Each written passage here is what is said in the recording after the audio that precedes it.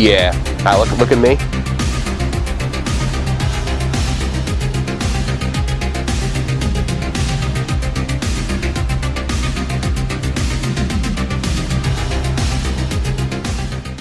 All right, first time in the suits, boys. Feels good. You want an official review? Yeah, sure. It's hot. Yeah, It's very hot outside. It's been cold, and then he comes back and brings the LA weather with him. That's true. The real villain of this story is going to be the heat wave that New Jersey has encountered in November. Yeah. Record-breaking 90-degree heat. We're ready. November 10th. Here, hit me. With a sword? Yeah. Like any good stunt training, we like to put each other in as much danger as possible. Welcome back to the Phantom and Percepter behind the scenes tapes. This is writer and director AJ Bucci, and today we're talking costumes. Let's begin with the concepts. They're loosely based on these old 80s action figures, and you can see how in the student film, we tried, but it really needed a lot of work. And here is the facelift that they received. These aren't even the final versions, so let's get into how we created them. Looking at the concept art by the brilliantly talented Taylor Drake, we can now start to see the evolution of the Phantom costume from version 1, which is very basic, needed a lot of work, a prototype. This is version number 2, we're getting there.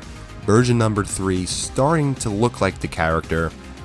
Version number 4, we're almost there. And finally, version number 5, the on-screen, screen-accurate suit looks glorious, especially that billowing cape by Taylor Drake.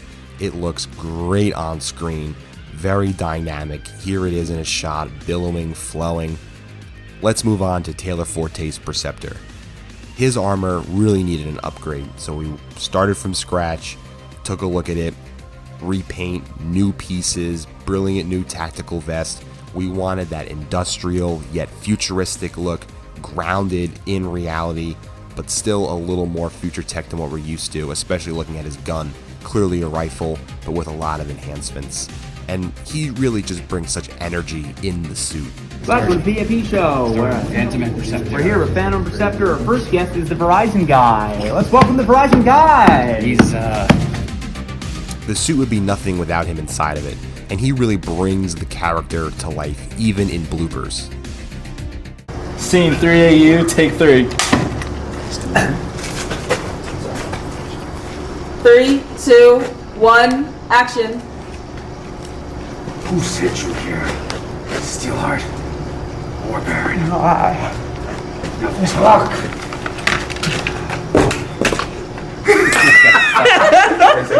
Cut. Now let's talk about the embodiment of evil himself, John Horton Jr.'s War Baron, an epic villain who I think got the biggest facelift out of any of the characters from the student film.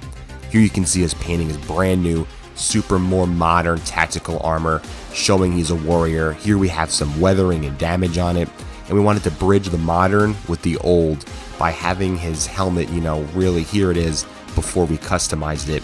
We wanted to show it be a little more otherworldly fantasy, there it is blue and really old and hinting towards what its larger story may have been before he even wore it himself. And we're not going to show too much more about him because really everything regarding War Baron is a spoiler. So you'll have to stay tuned for more information on him in the future.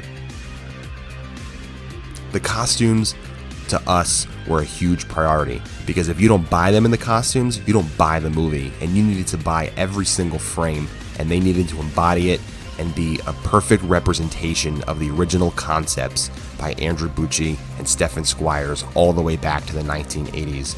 And we cannot wait for you to see them in action on screen. Until then, P&P swear.